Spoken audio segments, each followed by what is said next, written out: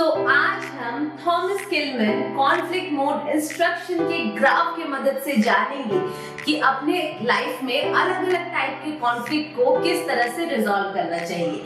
अगर इस ग्राफ को हम देखते हैं, देन इधर लिखा है असर्टिवनेस एंड इधर लिखा है कोऑपरेटिवनेस। असर्टिवनेस का मतलब क्या होता है? असर्टिवनेस का मतलब होता है द सेंस ऑफ पावर और कंट्रोल। इट मीन्स कि हम कितने अनकॉम्प्रोमाइजिंग या किसी पे चढ़ सकते हैं, उस बिहेवियर को कहते हैं असर्टिवनेस। और कोऑपरेटिवनेस का तो मतलब आपको पता ही है। कोऑपरेटिव होने का मतलब होता है कैसे दूसरों के साथ कॉम्प्रोमाइज या कोऑपरेट, मिलजुल के हम लोग कॉन्फ्लिक्ट को रिजॉल्व करते हैं। जैसे ही एक असर्टिवनेस का इंडेक्स ऊपर जाता है, वैसे हमारा कोऑपरेटिवनेस का इंडेक्स इधर जाता है। चलिए देखते हैं। पहला मेथड है competing. The first method is competing. जैसे हम कंपीटिंग को देखते हैं इस ग्राफ में, जब हम किसी के साथ कंपीट कर रहे होते हैं तो हमारी एटीट्यूड कैसे होती है? कॉम्प्रोमाइज तो हमें करना ही नहीं है, राइट? कॉम्प्रोमाइज तो करना ही नहीं है, कंपीट करना है, उसके ऊपर ये प्रूव करना है that I am more powerful than you, right? Competing is the one type जहां पे आप असर्टिव ज्यादा होते हैं, कोऑपरेटिव कम होते हैं, लोएस्ट कोऑपरेटिवनेस होती है आपकी। ये कॉन्फ्लिक्ट रिजोल्यूशन किस सेंस में करनी चाहिए? जहां पे जैसे पहले हम वॉर करते थे, राइट? जैसे राजाओं का वॉर होता था तो सबसे ज्यादा वहां पे क्या होता था? कंपटीशन होता था, कंपीटिंग होता था कि मुझे जीतना है, that's it. Similarly if we are having some exams or something, any kind of competition, sense of cooperativeness competition के बीच में कम होता है। हमारा एक ही लक्ष्य होता है, मुझे जीतना है, that's it। उस सिचुएशन में हमारे दिमाग में एक पावर चीज रहता है, जीतना है, एंड उस कॉन्फ्लिक्ट को हम लोग रिजॉल्व करते हैं by the style of competing। Similarly, जब हम इधर बात करते हैं, then सबसे ज्यादा हाईएस्ट इंडेक्स ऑफ असर्टिवनेस और कोऑपरेटिवनेस होता है कोलैबोरेशन में, राइट? आजकल 2021 में देखा जाए तो हर कोई बिजनेस, हर एक क्रिएटर एक दूसरे के साथ कोलैबोरेट कर रहा है। कोलैबोरेट करने में ना मैं बड़ा ना तुम बड़े, हम दोनों बड़े और हम दोनों साथ में आ गए। हमारा असर्टिव इंडेक्स भी बहुत हाई है और हमारा कोऑपरेटिव इंडेक्स भी बहुत हाई है। जिंदगी में अगर आप एक अच्छे व्यक्ति बनना चाहते हैं, एक अच्छे लीडर बनना चाहते हैं, तो कोशिश करिए कि आपके मैक्सिमम कॉन्फ्लिक्ट्स इस वे में रिजॉल्व हो।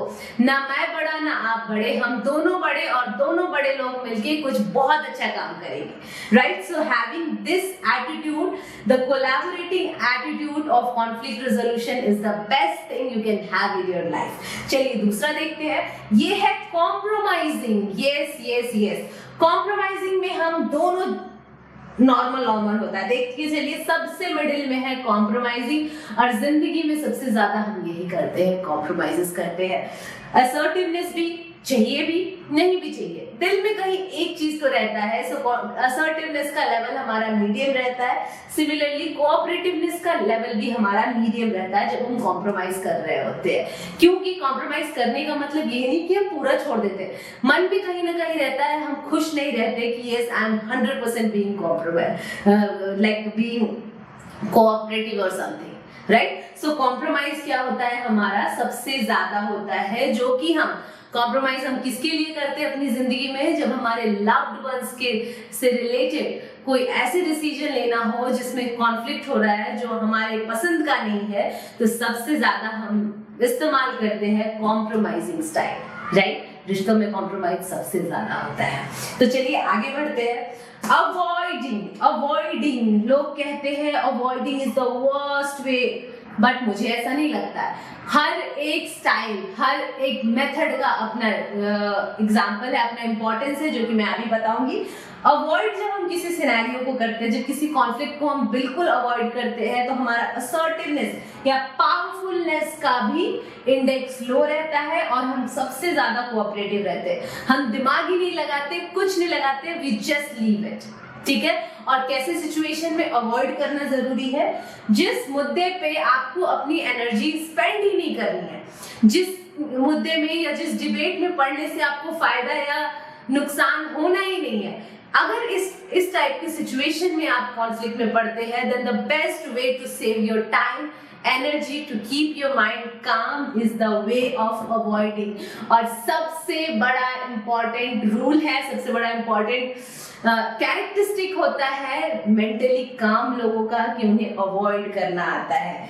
सो ये फोर्थ टेक्निक है हमारा, 1 2 3 4, ये is the fourth technique of conflict resolution है, अवॉइडिंग। और जिंदगी में किस चीज को अवॉइड करना है ये चीज क्लियर होना बहुत जरूरी है, तभी हम अपने एनर्जी को फोकस करते हैं अपने गोल्स की तरफ। नाउ अकोमोडेटिंग में देखते हैं, असर्टिवनेस हमारा बहुत कम होता है, राइट? हम छोड़ देते हैं, अभी हमने बात की थी ना, बस हम छोड़ देते हैं, तुम ही ले लो। और कोऑपरेटिवनेस बहुत ज्यादा होता है। और ये कब हम करते हैं? देखो, सबसे कम असर्टिवनेस मतलब ठीक है मैं हार मानता हूँ, ये वाला सिचुएशन होता है, ठीक है मैंने हार मान लिया, जो है तुम रख लो, ठीक है। ये सिचुएशन होता है अकोमोडेटिंग का। और ये कॉन्फ्लिक्ट रिजोल्यूशन भी बहुत इंपॉर्टेंट है।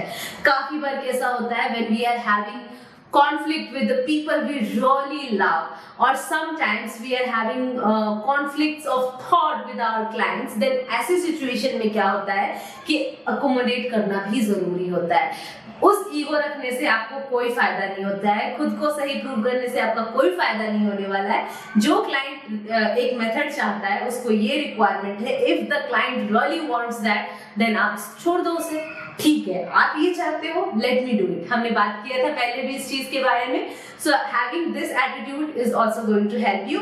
सो इसी तरह से हम लोगों ने देखा कि 5 मेथड होता है कॉन्फ्लिक्ट रिजोल्यूशन, और ये पांचों के पांचों मेथड्स को मैंने एक्सप्लेन किया है। सो एक्सप्लेनेशन या डेफिनेशन को ध्यान में रखते हुए जब भी आपके लाइफ में किसी भी तरह का कॉन्फ्लिक्ट आए तो make sure that you are going to use any of these by doing the analysis, by thinking.